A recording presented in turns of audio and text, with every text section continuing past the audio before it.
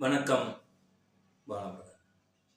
காலை உணவு திட்டம் அப்படின்னு சொன்ன உடனே இங்க இருக்கக்கூடிய பார்ப்பன பெருச்சாலை கும்பல்கள் இருக்காங்க பாத்தீங்கல்ல, அத்தனை பேரும் வயிற்றுலையும் வாயிலையும் அடிச்சுக்கிட்டு குய்யோ முய்யோன்னு கூக்குரல் இட்டாங்க.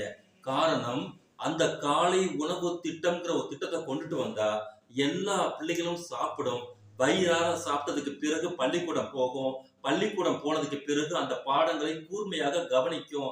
கவனித்ததுக்கு பிறகு நல்ல படிப்பாற்றல் அந்த குழந்தைகளுக்கு மூளை செழுமை அடையும். அதன் பிறகு அந்த கற்றல் விகிதம் மிக அதிகமாக ஆகும் அப்படிங்கிறது இந்த பார்ப்பன கும்பல்களுக்கு நன்றாக தெரியும். ஏன்னா தொடர்ச்சியாக இவனுங்க தான் இந்த வேலையை மிக தெளிவாக செஞ்சுட்டு வராங்க.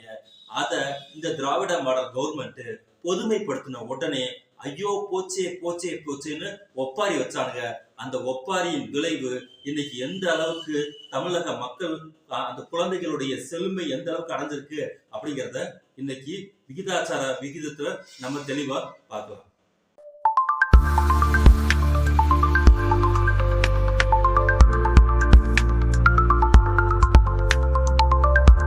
தமிழ்நாடு அரசுடைய காலை உணவு திட்டம்ங்கிறது வந்துட்டு ஏதோ அவசர கதியில அள்ளி விட்டு தெளிச்சிருக்கக்கூடிய விஷயம் கிடையாது, கிடையவே கிடையாது.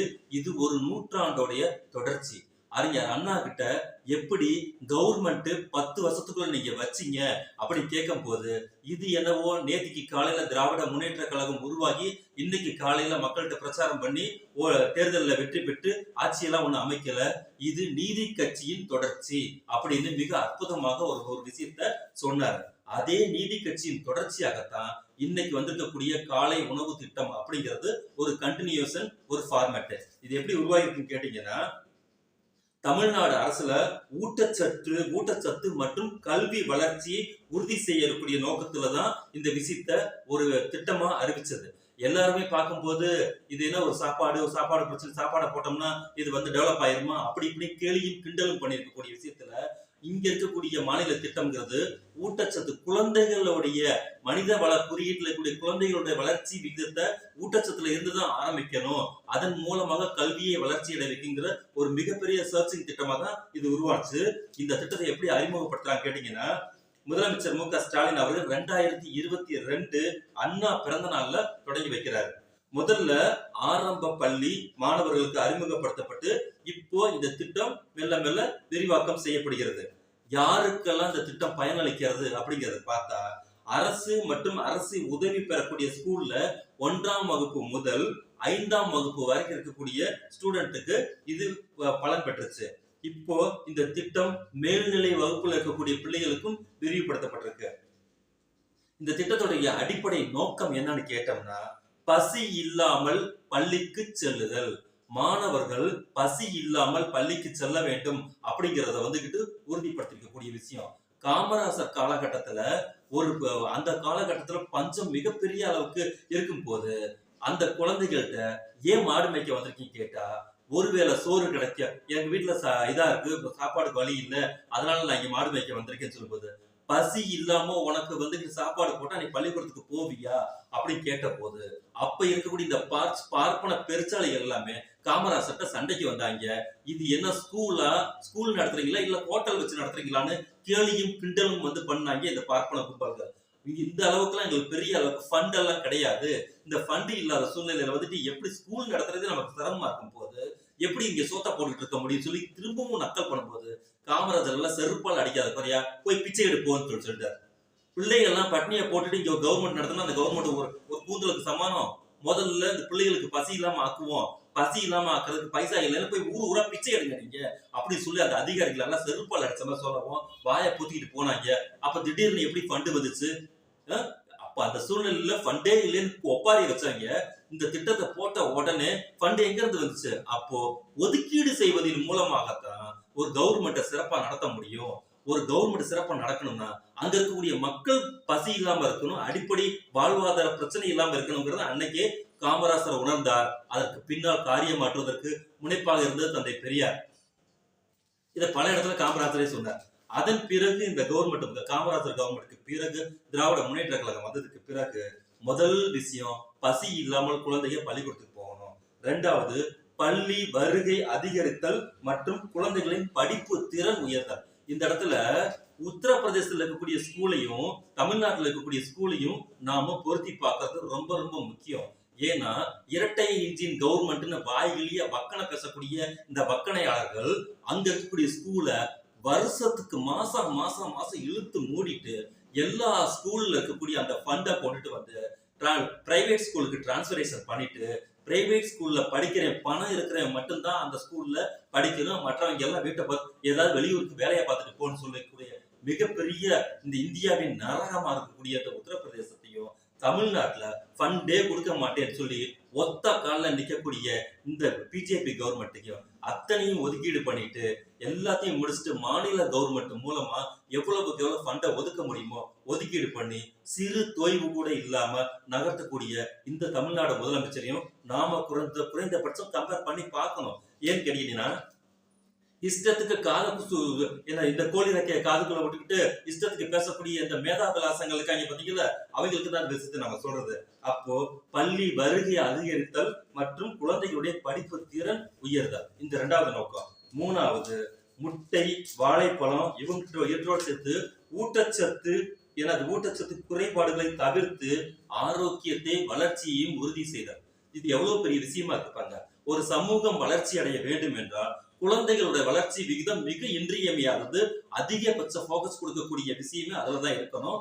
அதை முழுமையாக கோட்டை விட்டது இந்த பிஜேபி ஆளக்கூடிய அத்தனை மாநிலங்கள். திராவிட மாடல்னு சொல்லக்கூடிய இந்த திமுக கவர்மெண்ட் வந்து உட்கார்ந்ததுல இருந்து குழந்தைகள் வளர்ச்சியில மிக மிக இன்றியமையாத கவனம் செலுத்திட்டு வர்றதுக்கான ஒரு உதாரணம் தான். இதுல உணவு பட்டியல் என்னங்கிறது உங்களுக்கு தெரியும். திங்கட்கிழமை உப்புமா பிளஸ் வெல்லம், செவ்வாய்க்கிழமை கிச்சடி, புதன்கிழமை பொங்கல், வியாழக்கிழமை உப்புமா பிளஸ் காய்கறி, வெள்ளிக்கிழமை அவல் மற்றும் காய்கறி சேர்த்து இந்த மெனு அவ்வப்போது மாற்றம் அடைஞ்சிட்டே இருக்கு. இதுல இருக்கக்கூடிய நன்மைகள் என்னன்னு பார்த்தா பள்ளிகளுக்கு வருகை அதிகரிப்பு, மாணவர்களின் ஊட்டச்சத்து நிலை மேம்பட்டு இருக்கு. அது இல்லாம பெற்றோர்களின் பொருளாதார சுமை குறைஞ்சிருக்கு.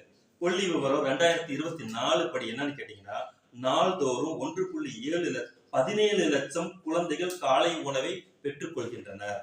சுமார் 33,000 பள்ளிகள்ல இந்த திட்டம் நடைமுறையில இருக்கு. இதற்காக திராவிட மாடல் கவர்மெண்ட் ஆண்டு ஒன்றுக்கு செலவிடக்கூடிய தொகை எவ்வளவு தெரியுங்களா? 600 கோடி ரூபாய். இதுக்கு ஒரு சென்ட்ரல் ஃபண்டுங்கிறது ஒண்ணு கூட கிடையாது. சுத்தமா மொட்டையடிச்சு விட்ட மாதிரி நம்ம ஃபண்டே கொடுக்க மாட்டேங்கிறாங்க. இது அத்தனையுமே ஸ்டேட் ஃபண்டு. இத ரோல் மாடலா பார்த்து தெலுங்கானா கவர்மெண்ட் இதை நாங்க பின்பற்ற போறோம். இப்ப இருக்கக்கூடிய இந்தியால இருக்கக்கூடிய பல மாநிலங்களும் இதை ஆய்வு எடுத்திருக்காங்க, இன்க்ளூடிங் பிஜேபி கவர்மெண்ட். இத எங்க சொல்றாங்க? தேர்தல் அறிக்கையில சொல்லி நாங்க செயல்படுத்த போறோம் அப்படின்னு சொல்லி பல ஆய்வுகளையும் வந்துட்டு இருக்கு. இது இல்லாம வளர்ந்த நாடுகள், பொருளாதாரத்துல மிகப்பெரிய அளவிற்கு வளர்ந்திருக்கக்கூடிய கனடா போன்ற நாடுகள் இந்த திட்டத்தை வரவேற்று செயல்படுத்தி ஆயத்தமா இருக்கு. இது இல்லாம நீதி கட்சி கவர்மெண்ட்ல சர்டி தியாகராயர் சென்னை மாநகராட்சியோட தலைவராக இருந்த போது அது எந்த காலகட்டம் கேட்டீங்கன்னா 1920 காலகட்டத்துல குறிப்பிட்ட பகுதியில தான் முதல்ல மதிய உணவு திட்டத்தையே தொடங்குறாரு. அதுக்கப்புறமேட்டுக்கு 1960கள்ல காமராஜர் முதலமைச்சராக இருக்கும் போது இந்த திட்டம் மிகப்பெரிய அளவுக்கு விரிவாக்கம் செய்யப்படுது. அதுக்கப்புறமேட்டுக்கு வந்திருக்கக்கூடிய கலைஞரா இருக்கட்டும், எம்ஜிஆர் ஆகட்டும், இது மேலும் மேலும் விரிவுபடுத்துறாங்க. காலை சிற்றுண்டி திட்டம்ங்கிறது மட்டும் திராவிட மாடல் கவர்மெண்ட்ல நம்மளுடைய சமூக நீதி சரித்திர நாயகர் மாண்புமிகு முதலமைச்சர் மு.க. ஸ்டாலின் அவர்களுடைய தலைமையில தான் இந்தியாவுக்கே முன்மாதிரியான திட்டமாக இந்த திட்டம் விரிவுபடுத்தப்பட்டிருக்கு. பஞ்சாப் மாநில முதலமைச்சர் வந்தார் பாத்தீங்கல்ல, பகத்மான் அவர் சொல்றாரு, தமிழ்நாட்டுல மாணவர்களுக்கான காலை உணவு திட்டம்ங்கிறது மிக ஆச்சரியமாக இருக்கிறது. எனக்கு இந்தியாவுல நான் கேள்விப்பட்ட வரைக்கும் இப்படி ஒரு ஸ்கீமே கிடையாது. நான் உடனே இதை எங்களுடைய அதிகாரிகள்கிட்ட கலந்து பேசி உடனடியாக அந்த விஷயத்த நான் செய்வேன். இதை செய்யும் போது எனக்கு மிகுந்த மன மகிழ்ச்சி உண்டாகுது. இங்கே நான் வந்திருக்கக்கூடிய இந்த சூழ்நிலையில எனக்கு ரொம்ப அற்புதமான ஃபீலிங்ஸை நான் உணர்ந்தேன் அப்படின்னு சொன்னது மட்டும் இல்லாம போன மாதத்துல இந்த விஷயத்தை நான் செயல்படுத்த போறேன்னு சொல்லியிருக்காரு. எப்போ அந்த 26/8/2025 வருது எல்லா மாணவர்களோட உட்கார்ந்து சாப்பிட்டும் அந்த விஷயத்தை ஷேர் பண்ணியிருக்காரு. இந்த திட்டம் பஞ்சாப்ல செயல்படுத்தப்படும் விஷயத்தையும் அதிகாரப்பூர்வமா அறிவிச்சிருக்கிறாரு. இவ்வளவுத்துக்கும் இந்த பிஜேபி கவர்மெண்ட் சமக்ரா சிக்ஷா திட்டத்தின் கீழ் தமிழ்நாட்டுக்கு அளிக்க வேண்டிய தொகை எவ்வளவு தெரியுங்களா?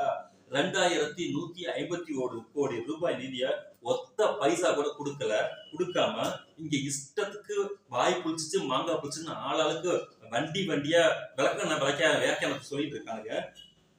இவ்வளவு பெரிய நிதி நெருக்கடியிலையும் இந்த திராவிட மாடல் கவர்மெண்ட் இந்த திட்டத்தை செயல்படுத்தி வர்றது எல்லாருமே கரகோஷம் எழுப்பி இந்த திட்டம் மேன்மேலும் வளர வேண்டும் அப்படின்னு சொல்லி ஆக்கப்பூர்வமாக இது வழிமொழிஞ்சிருக்காங்க. ஆனா இந்த பார்ப்பன கும்பல்கள் இருக்காங்க பாத்தீங்களா, வயிற்றுலையும் வாயிலையும் அடிச்சுக்கிட்டு அப்படி பொறுமை செத்துக்கிட்டு இருக்காங்க.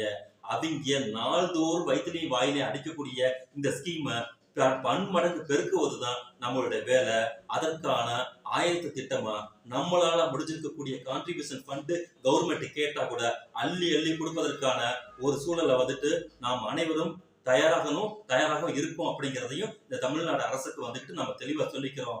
ஆகையால இந்த திட்டம் வளர வேண்டும் என்றால் மக்கள்கிட்ட வாங்க, மக்கள் பணம் கொடுப்பதற்கு மிகப்பெரிய அளவுக்கு தயாரா இருக்காங்கிறதையும் இந்த வீடியோ மூலமாகவும் நாங்க தெரிவிச்சுக்கிறோம். இந்த திட்டத்தை செயல்படுத்தின தமிழக அரசுக்கு நமது மனப்பூர்வமான நன்றியையும் தெரிவிச்சுக்கிறோம்.